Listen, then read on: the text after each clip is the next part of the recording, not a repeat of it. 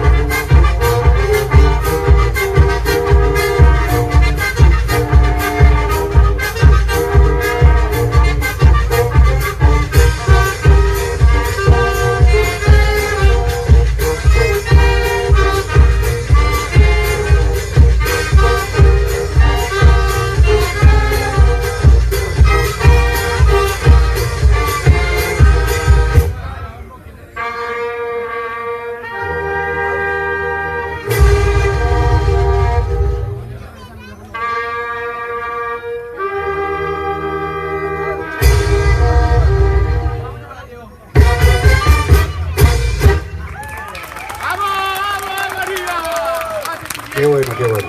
Te comento, Marta, que yo pienso que lo del barrio, cuando alguien dice que vamos a participar aquí, ellos se juntaron, vamos a bailar.